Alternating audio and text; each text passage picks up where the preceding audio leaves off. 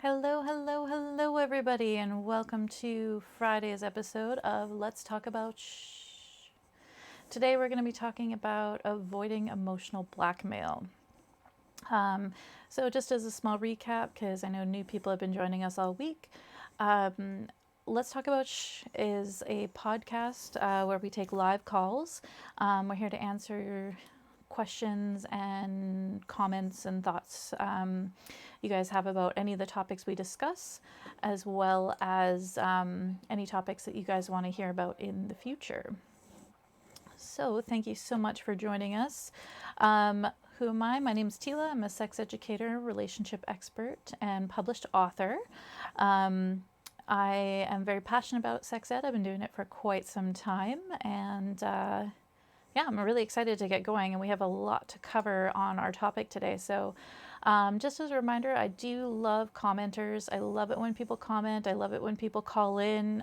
It's great to hear what you guys are thinking about in terms of what I'm saying and if this information is helpful, or if you have any stories you want to share, or if you feel like I missed something, you want to add something in, please don't be shy. Call in, comment.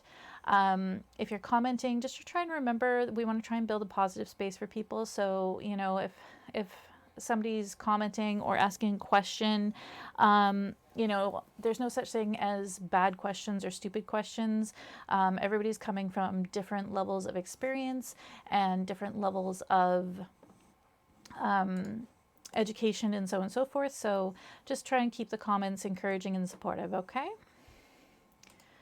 All right, so I'm just opening up the phone line. So if anybody wants to call in, you can call in at 1-877-777-5589 at any time during this live broadcast.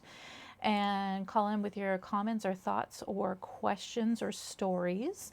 And without much more ado, I'd like to get going because, like I said, I've got quite a lot to cover on today's topic, which, as I mentioned, is going to be on emotional blackmail. I realize that this is not the funnest topic for people, and it can be kind of a downer and kind of scary sometimes. I think it's really important that we don't avoid conversations about abuse and things that are unpleasant, because realistically, it's our silence that continues to allow abusers to get away with it, right? So we need to be having these conversations. We need to spread awareness. We need to be talking about these things, and we need to support survivors. So, emotional blackmail is a form of emotional abuse, and it's a type of manipulation where people directly or indirectly threaten or punish us for failing to do what they want. Now, this can happen in any kind of relationship. It doesn't have to be a romantic relationship. It can be any kind, whether you're family, coworkers, your boss, your friend, someone you know casually even sometimes. So it can evolve in any type of relationship. So that's pretty important to know.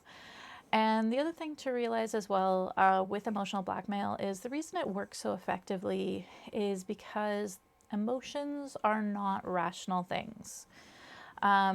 So emotional blackmail is usually when people take our feelings and use them sort of against us to push us into doing things that we don't actually want to do, or things that are not in our own best interest.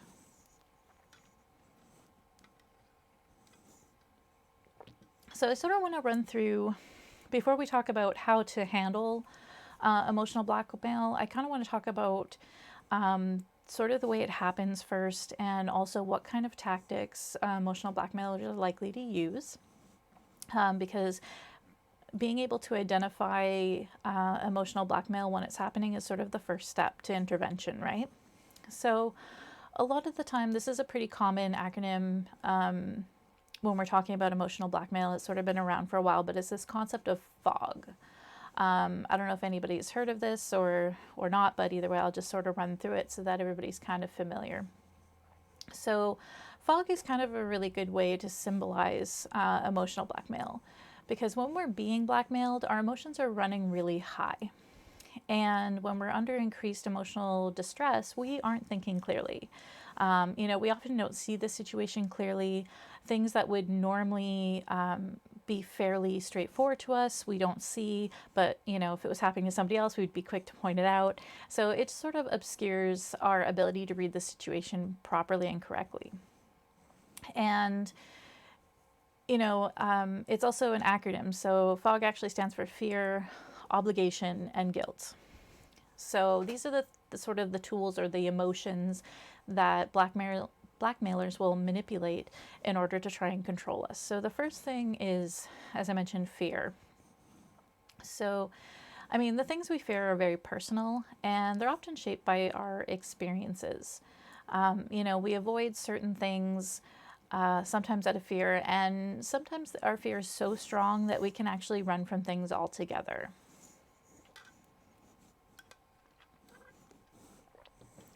A common fear that many people have that emotional blackmailers will play on is a fear of being alone or being seen as less in the eyes of others. So emotional blackmailers will try really hard to play on our fears to try and manipulate us.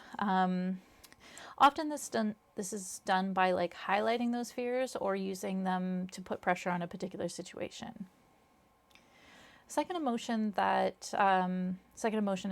and acronym letter is O for obligation. And this works really well in many cases because a lot of us were raised with a fairly healthy sense of obligation. We pick up on a lot of cues as a kid in terms of what's acceptable and what isn't. And we pick that up from the adults around us. Sometimes it's values that we're taught as well. And emotional blackmailers, hey Amanda, thanks for commenting and checking in. Emotional blackmailers will use whatever sense of obligation and responsibility that we have learned, and they will push the boundaries of those things. They'll often try to do this by emphasizing their role in your life or pointing out how much they have sacrificed for you.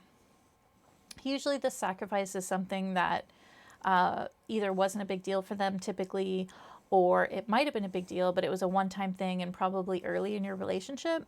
And it was sort of to create that sense of debt, that sense of owing. You owe them something for this. And the problem with that is that the IOU is pretty much never ending. It doesn't matter what you do. It doesn't matter what you've done. That sense of debt, as in the eyes of the blackmailers, is never fulfilled. You can never actually fulfill that. So they will continue to lean on that sense of duty, which, is fun, right? So the next one is guilt. While guilt is a pretty unpleasant feeling, it often actually leads us to grow as people, and it serves a lot of really important natural functions to help us determine what our moral compass is. And it also helps us define what our own set of ethics is. Unfortunately, this too is something that often gets manipulated, and it's also greatly impacted by our upbringing. Blackmailers will try and capitalize on our guilt, whether it's deserved or undeserved. If they sense they can make us feel responsible for their pain, they will do so. And then they will turn it into our job to fix it. So these kinds of strategies tend to be pretty effective, because not only do they create that sense of guilt, but it also attacks our perceptions as us as a good person. When we feel we are good people and we perceive ourselves as good people, and then if somebody is saying that we're responsible for their pain by something that we're doing or not doing, it sort of makes us critically examine, it calls into attack our character, right? So automatically we want to prove them wrong. We want to do the thing so that that pain point is removed and we can prove that we're really good people. So that's sort of one of the reasons why this one's also pretty effective, is because it doesn't just play on negative emotions, it plays on a sense of pride and a sense of ethics that we have. And those can be really strong motivators in behavior. So Emotional blackmailers have a lot of different strategies, and I'm going to sort of run through them in kind of more black and white sort of terms so that it's a little bit more obvious what the strategies are, and then we can talk about how they're usually combined. So there's sort of this concept of like the punishing emotional blackmailer. So this is kind of the most obvious and easy to recognize form of emotional blackmail. Somebody using this technique is going to issue a threat that if we don't give in to their demands, something horrible is going to happen. Like it could be something like, if you do or don't do this, I'm going to take this action. Like, I'm going to leave you. I'm going to fire you. You will never see your kids again. I will cut you out of my will. I will never be friends with you. I will never speak to you again. Things like that. It's sort of an ultimatum. And in most cases, the abuser doesn't actually have to carry it out because often the threat is actually sufficiently scary just on its own that a lot of people will just kind of give in. It's sort of pressing like an emotional hot button, and we'll sort of get into hot buttons in a little bit, but most of the time it doesn't even need to be carried out because the threat is strong enough in our minds that we really don't want to see that thing happen. It's sort of playing on our fears, right? So the other thing is that if the blackmailer or abuser is someone who's generally mild-mannered and pleasant, this type of threat could actually feel a lot more serious and intense because they're generally, it's so at odds with how they normally are, right? So if somebody's super pleasant to you most of the time and then issues you this harsh ultimatum, it just feels a lot more because you're like, wow, normally they're not like this, so this must be really serious. So it sort of ups that intensity factor. Another tactic that they might use is trying to enforce authority.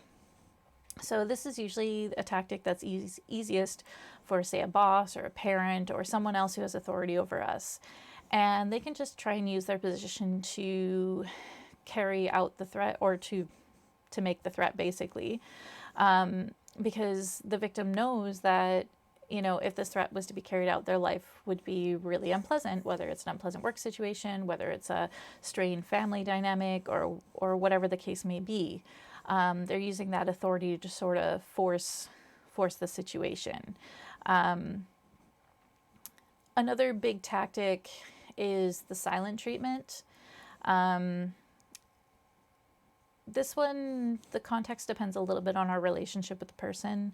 It also depends a little bit on how you are as a person, how you respond as a person. Some people are fine with the silent treatment. A lot of people, it can actually start to feel like a pressure cooker. The abuser will use silence to deflect any responsibility for their feelings onto us, and the silence can feel very heavy and difficult. And if you're someone who is prone to anxiety, that can really up the anxiety factor, which basically at that point they're sort of letting your anxiety do the work so that they don't have to, right? Another tactic is sort of more, instead of being like overtly punishing to you, it can be more like the image of self-punishing. So generally this is when someone tries to make a show or highlight suffering that they're experiencing, and they try very hard to show or place blame on us for, it's basically our fault that they're experiencing this hardship. Self-punishers are often really good at showcasing how miserable they are if you don't do what they want you to. They make their entire ability to thrive and be happy dependent on you. So ultimately, any pain they experience will also fall squarely on your shoulders for failing to meet, whatever they want you to do.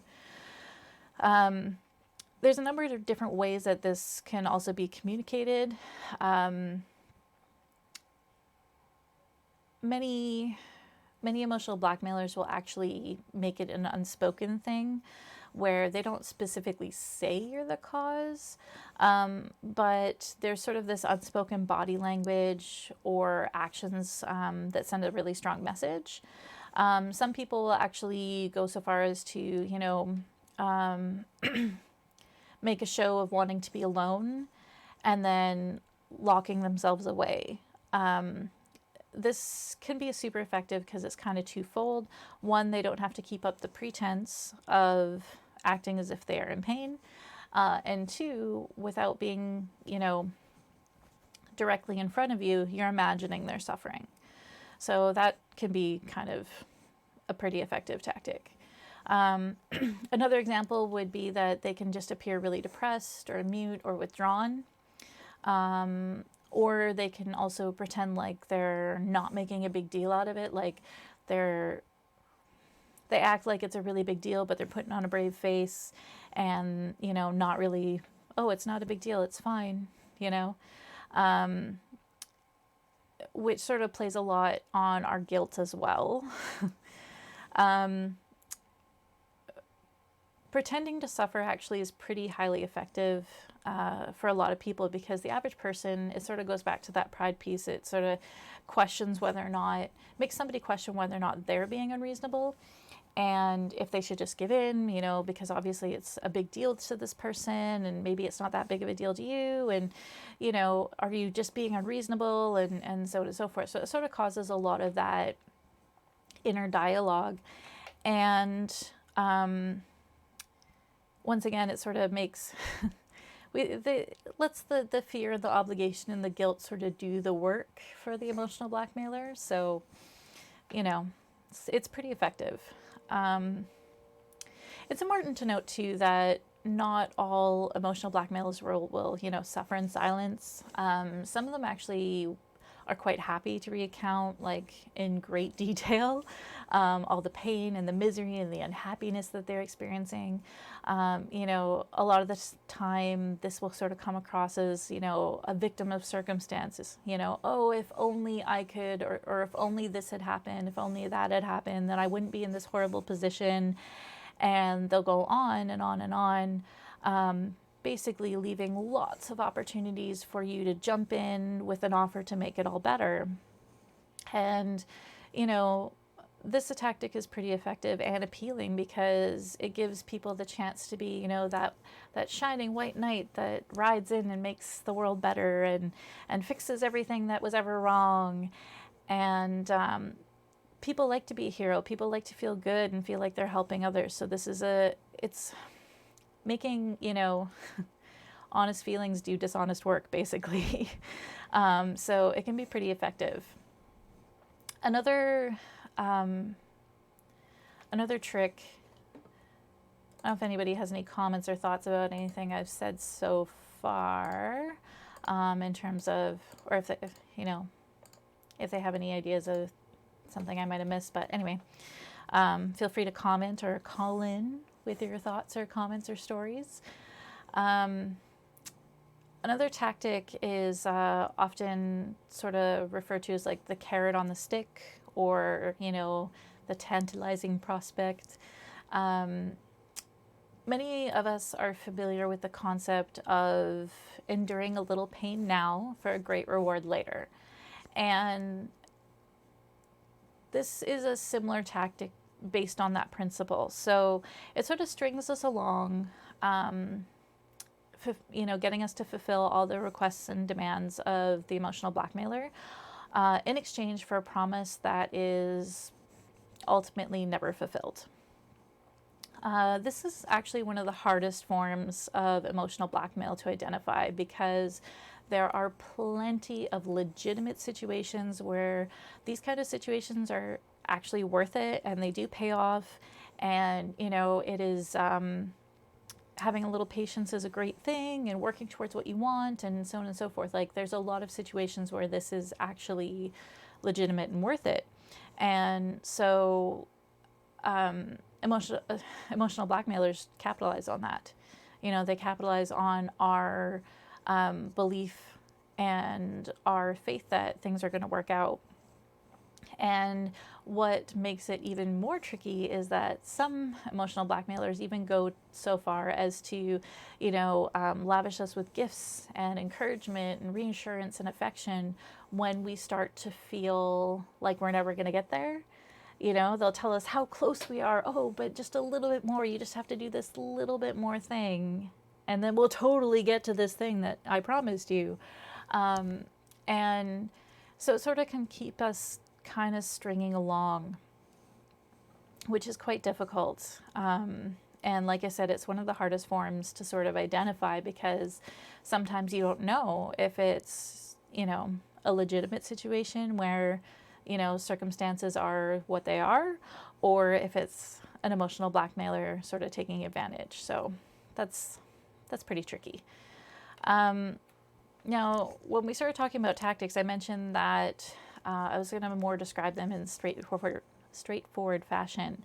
And so it's important to note that, an emotional blackmailer may not just use one tactic, and they may not just use one tactic at a time. Like, it might be a combination, or they may change between tactics depending on the situation or what's working. And they might change a lot depending on, how we respond. It's also important to note that not all emotional blackmailers are deliberately deceitful and malicious. In many cases, people don't even know that they're doing this. Emotional blackmail is a tricky thing in our society as well, because there's a lot of really normal models of how people should interact in relationships that are perpetuated by things like the media and, society at large and the cultural norms and stuff. And some of the tactics that we were just talking about, you may have noticed, is something that, you probably have countered in your life. And, that doesn't necessarily mean that every single person who's done that is an emotional blackmailer. You might have realized, hey, you know what, there was this time that I did one of those things to someone, but that doesn't necessarily mean that it was deliberate abuse. So a lot of the times people are just blinded by their own needs. It's a question of whether or not this is a chronic and ongoing behavior. Like, how long has this been in the relationship? And, is it going to continue, right? The difference between one time and ongoing is pretty big. And caring for an emotional blackmailer, regardless of what type it is very demanding and extremely draining. And if you have someone like that in your life, a good indication is that you're going to feel really exhausted by being around them. Typically, they're not going to be somebody that you feel energizes you. Another good thing to look at too is how often are you doing things for them versus them doing things for you. Do they say they do a lot of things for you? Do they actually do stuff for you? Is a big difference there, right? So just being aware and being able to look at some of your relationships and be honest with yourself about them. Like I said, not every single instance is going to be a demonstration of abuse. Sometimes people just are trying to get what they need, but it's about whether or not this is a repeating pattern of behavior. So now that we have talked a little bit about what emotional blackmail is and what are some common tactics, it's time to start thinking about how we can defend ourselves and what we can do about it if we do have an emotional blackmailer in our life. Before I get into that, does anybody feel like I've missed anything that, that they've encountered that might be relevant? If you want to call in with your questions, or you can comment. If there's anything that you think I've missed, or anything you would like to add to what I've said, or a story you would like to share, please feel free to call in.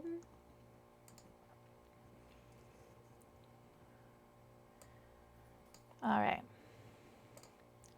Moving on then. Okay, so let's talk about defense.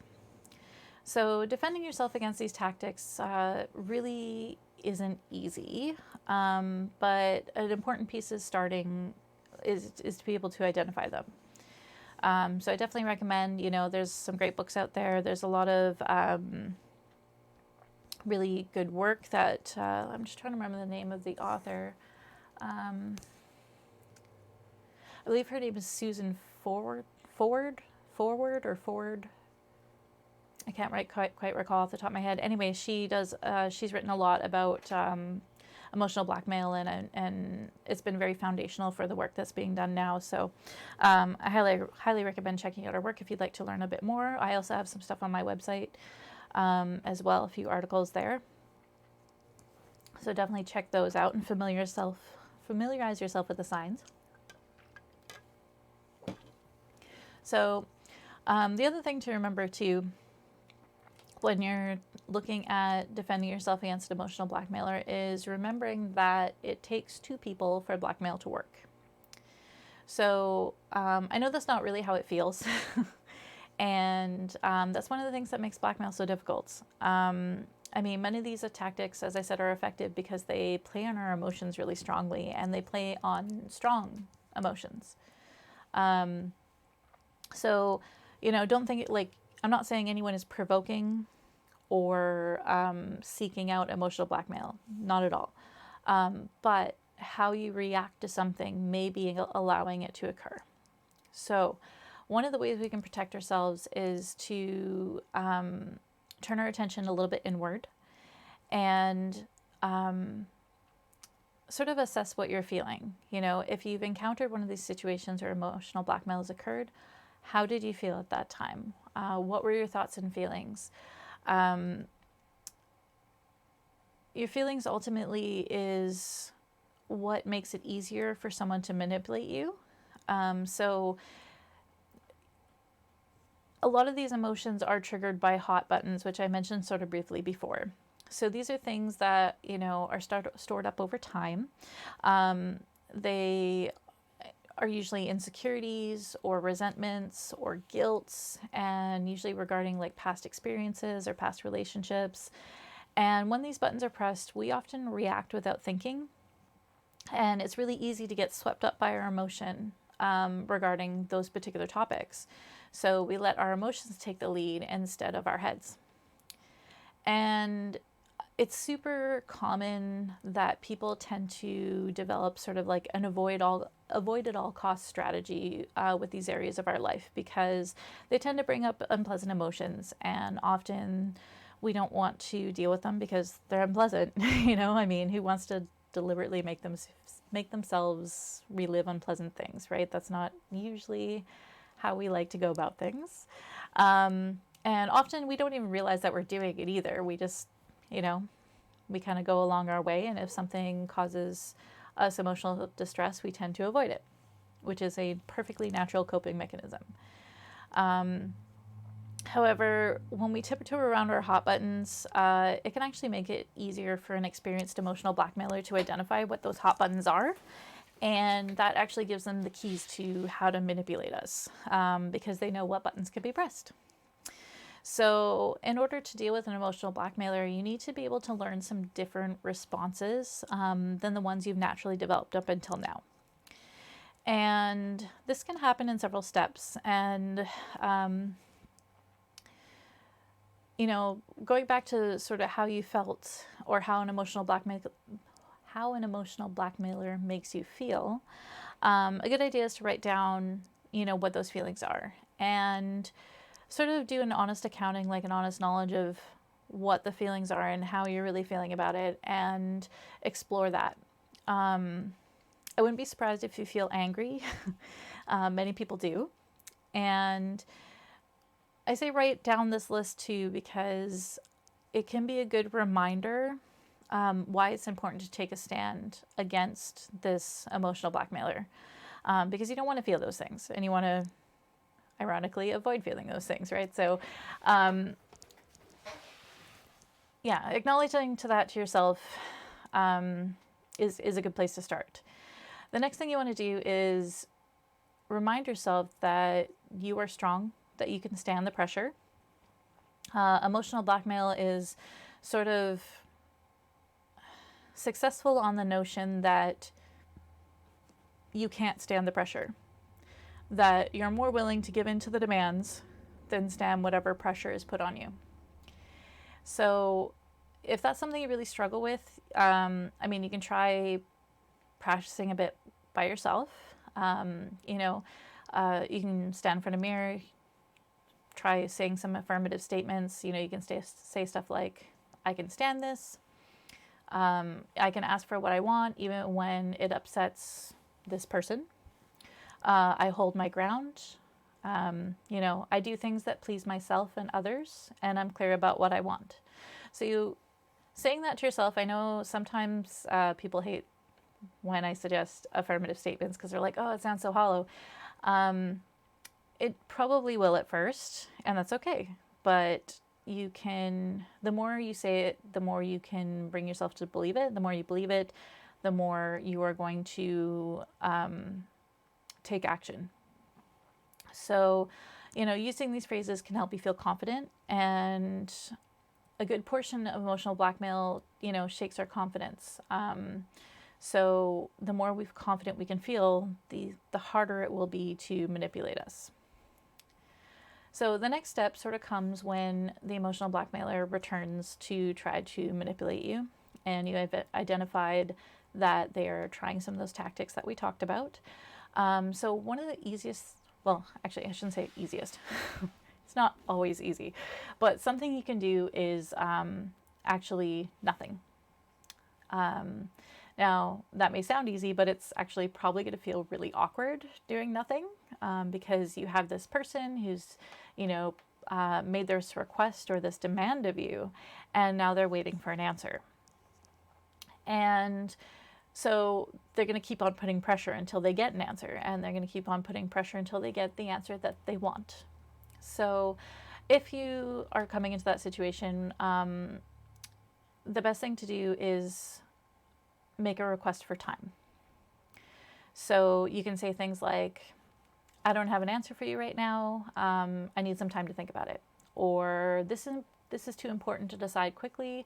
Let me think about it. Or something like, I'm not willing to make a decision right now. So using these time buying statements, use them as soon as the demand is made. And just keep on repeating them as often as you need to. So a lot of blackmailers are going to be quite upset by this, and they're probably going to be confused because all of a sudden you're acting differently than you were previously.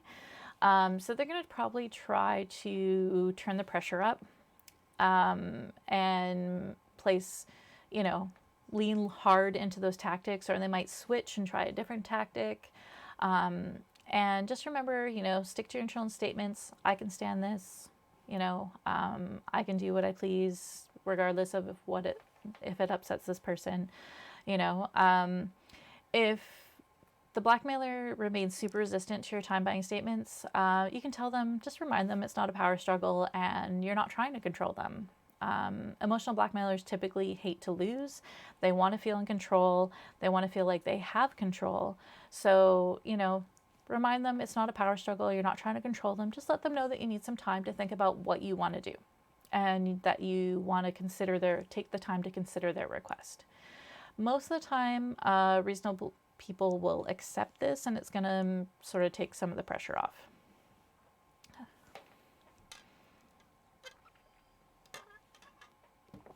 So by doing this, you've taken a really important first step in breaking the cycle. I know that this is the first time it happens, especially if you have a well-established relationship with this person where emotional blackmail has been a big part of your relationship. It's going to feel really uncomfortable. And I know that you're like, oh God, I'm just swapping one type of discomfort for another, but you're not. Breaking habits is often pretty uncomfortable because, habits are familiar. Familiarity is typically comfortable, whether or not, they often say the devil you know, right? So it's just, even if something is making you uncomfortable, it's still it's a known discomfort, right? So it can be harder to sort of break out of that cycle. Just remember that you're taking the right step. If you still feel like that, it's that you're being made to be Sorry, I just tripped over all my words right there. If you still feel like you're being made out to be the bad guy, just remember at this point, all you've done is requested more time. You haven't said no, you haven't said go to hell, you haven't said get bent. You're just saying, hey, I need some time to think about it. That does not make you a bad person. Stick with it, okay? You get time to think. You're allowed. That's totally legit. So, buying time gives you a chance to explore your own thoughts and feelings about what's happening. And if you feel like the pressure is a little bit too much in that given moment, don't be afraid to take some space for yourself. So even if that means like taking some physical space, if they're really pressuring you and they're not accepting those time buying statements, you just be like, hey, I need some time. I'm gonna go for a walk, and just give yourself the chance to walk away. Okay, give your feelings some time to cool down, because that's basically what we're doing. Emotional blackmail works because those feelings pressure us. When we take some time to let our feelings cool down, we're going to feel less pressure. Okay? So now that we've bought ourselves some time, we actually have to think about the request that's been made, of course. You know, like, what did they want? How was the request made? What did they do when you didn't immediately agree? Is there something about this that is making you uncomfortable? Is there any part of the request that you're okay with? And is there, like, what parts are you not okay with? Did the other person take your feelings into consideration with the demand? So you want to think about those kind of things. And you may find, depending on the request, I mean, there's all types of requests or demands they can make, but you may feel that there's some parts that you're okay with and, some parts you're not okay with. And generally speaking, these kind of demands are going to fall into one of three categories. So there's going to be like, it's not a big deal, or the demand involves some issues, or the demand involves major issues that may compromise your life or even your integrity. So, let's just sort of break down each of those a little bit, because where a demand falls is going to change how you're going to respond to it. Okay. So in situations where it isn't really a big deal, maybe it's a small decision. I know it can be tempting to sort of automatically cede to the blackmailer because, it's not a big deal. It's a small issue. But it's honestly really better for it not to be automatic. You shouldn't just automatically default to whatever it is because you don't think it's a big deal. You should still choose if you want to comply with the demand, and you should still have space to think about it. And part of this is about setting the standard that you need space to think, because if you do this with the smaller things, then it's going to be a lot easier to do it with the bigger things. And the bigger things are probably going to be where they place on a lot more pressure. So if you establish this, that you need space to think before making a decision, then at least you're leaving yourself space for when something bigger comes along. It's going to be easier to say, hey, I need some time to think. So if a demand involves some issues, you might want to take some time to think about a few questions that are sort of going to help you navigate if you should agree to the demand, or maybe if a compromise needs to be met. And so it can be helpful to ask yourself questions like, am I taking a stand for what I believe in? Am I letting fear run my life? Am I confronting people who have injured me? Am I keeping promises I made to myself? Am I protecting my physical and emotional health?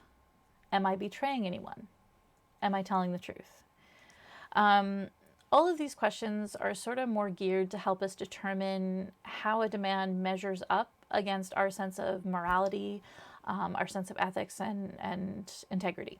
Okay, and this can help us decide what about the demand is right for us to respond to, and what sort of things we definitely don't want to be doing. This is important because a lot of things tend to be like a slippery slope kind of situation where, and you see this a lot in abusive situations where the abuse starts off really small, and it doesn't seem like a big deal, and it doesn't seem like that much of an escalation. And then at some point far down the road, the victim's like, wow, how did I get here? How did I let this person control me in this way? I never would have thought that this would happen. And it happens because abusers do not start with that intense thing right away. It's, one small decision that moves us and closer and closer and closer and closer, right? So asking these kind of questions may feel a little weird at first, but it's a good way to make sure that you're keeping yourself in the right direction, that you're not making decisions that will lead you down a path that you're not interested in going down, if that makes sense. The other thing too is that asking these kind of questions, like depending on what the request is, let's just, for example, say it's a family member or a friend who is demanding money, that you lend them money or something. And maybe you have a bad relationship with this person, maybe it's an estranged family member or something like that. And that could compromise your integrity, because what you're really wanting is a reconciliation with this person, where it's like, oh, well, if I lend them this money and help them out, then, maybe it'll help repair our relationship. Where the reality is if they are an abuser and this is a pattern of abuse that they've perpetrated with you, you're never going to get that reconciliation. So you're trying to buy something that is never going to exist. So these kind of questions sort of help us think about those things and address if it's going to actually achieve what we want it to achieve. And that's sort of a big piece. I don't know if anybody has any thoughts about that, or questions, comments, stories. You guys are all pretty quiet today, and that's all right. Okay, so moving on to the third category is major life decisions. And these are the demands that have really high stakes, that could potentially change your life or compromise your integrity completely, or maybe even hurt someone else. They can include things like, deciding the future of a relationship or a marriage, breaking off a close relationship you have with someone else, deciding to stay in an unhappy job situation where you're completely miserable and your quality of life is poor. Or it could be something like spending or investing, significant amounts of money that could bankrupt you or something to that effect. These are the situations where you definitely need some time and space to think. It should not be a gut reaction, and it should not be determined by your emotions. There may be elements of the demand that are okay for you. That's something only you can decide, and you should decide if there are elements of the demand that are okay for you. Is there a compromise that you would accept, when you and the blackmailer do talk about it? You need to do what you can to work that out for yourself, whether it's, write a list, write out how you're feeling, discuss it with a close friend, or just simply take some time to think. These are all pretty important pieces. It's not something you should rush through. And if you take the time to do that, it's going to leave you in a better position when you are ready to go back and discuss it with the emotional blackmailer. So I know that was a lot. We've done a lot of really great work here, in terms of internalizing and thinking and recognizing the signs of abuse. And now it's time to start to talk about what we can actually do and say to an emotional blackmailer. So now that, like I said, now that we've gone through it, so assuming that we're going to refuse the demand, whatever it is, that's probably going to bring a really strong emotional reaction from the blackmailer. So they're going to try really hard to lay on that fear and that obligation and that guilt. And how you respond should be keeping in context of the situation. But you can try statements like, you seem really upset about this. They'll probably say something like, well, yeah, I am. Okay, but you can say, well, like, what makes this so important? Don't ask why. Why is kind of a trigger word. Whenever you're in an intense conversation with someone, try and avoid the word why. I don't know if it's just a throwback to being a kid, where, an aggravated adult would be ask you, why did you do that? Why would you do that? I'm sure we've all had somebody say that to us as a small child. And I don't know if it's just a throwback to that, but why tends to put people on the defensive. It's a defensive question, and it makes people super defensive. So in trying to keep things calm, try to remember not to ask why. Never ask why something's important. Ask what makes it important, or how is it important. Remember that you also don't need to defend or explain yourself or your decision. You can just simply acknowledge what they're feeling. I sort of talked about it before, I think it was in the first episode, how when we label a negative emotion, saying you seem really upset about this, it causes most people to evaluate if they are upset about it and why they're upset about it. So that can be a good thing to diffuse it, is sort of like acknowledging that what they're feeling, because it makes them feel heard. If you're willing to do a compromise on whatever their demand is, now is the time to try and let them know what you're willing to do. And you can ask, how would this work for you? How would this work for you if we did this instead? If the person becomes silent when you come back with their no and they start giving the silent treatment, just let them know that when they're ready to discuss it, that you're ready to talk about it some more. A lot of this is using clear communication. Communication skills can be difficult for a lot of people because we're not really modeled or taught them very well. The other challenging thing is that many things we have been taught are no longer applicable because language tends to change, and how we view things and how we mean things tends to change. Things that were considered great communication 10 years ago are now considered cliche, and people will see it sarcastic. That's why it's not a good idea to say, I know a lot of people were taught to say things like, I feel that you're very upset, or I feel that you're very defensive. It's better to just say, you seem really upset about this. So it's important to keep on learning about communication, because those communication skills are going to change over time. And the better communication skills you have, the easier it will be to respond to situations like this. And when you start asking certain questions, things like, what makes this so important? If you seem really genuinely interested, like, what makes this so important? They're going to evaluate why it is important. And maybe they might decide, actually, you know what, you're right, it's not that important. It really depends on the person. It depends on the situation. It depends on the type of abuser and how long they've been emotionally blackmailing people. So there's a lot of factors. It's hard to give you all the details without a specific example. I don't know if anybody wants to call in with any thoughts or questions or comments or a story that, or if anybody wants to call in and role play something with me, that would be welcome as well.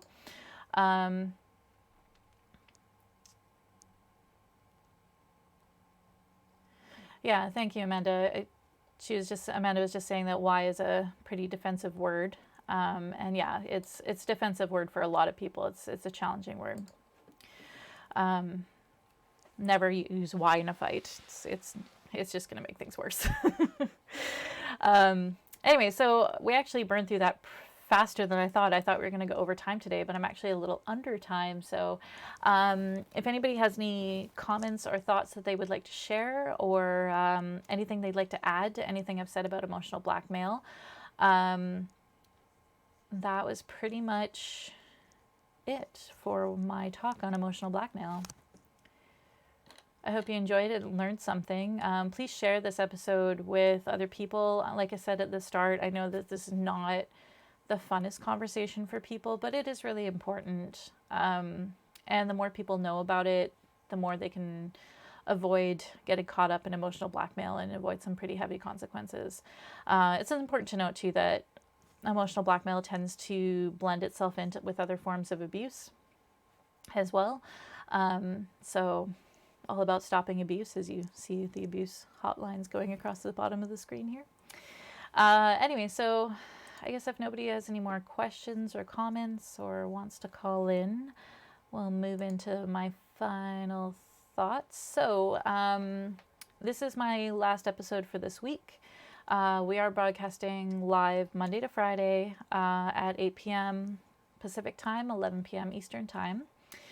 And so the next episode will be on Monday, May 25th. I will probably announce the topics for next week over this weekend. If you're looking for more resources on sex education, healthy relationships, and all of that, please check out my website, exploresextalk.com. I have lots and lots and lots of articles, some discussing emotional blackmail, others discussing healthy relationships and communication tips, and so on and so forth. There's lots of stuff on there. And if you're looking for a little bit extra, please check out my Sexy Hero Society, which is a paid membership for $20 a month and gives you access to all sorts of extra super fantastic content every month. Anyway, thank you guys so much for tuning in for my very first week of Let's Talk About Shh. I hope you guys have enjoyed it. I'm still getting the word out for this podcast, so please share, share, share. And I will see you all next week. Have a great weekend, everyone.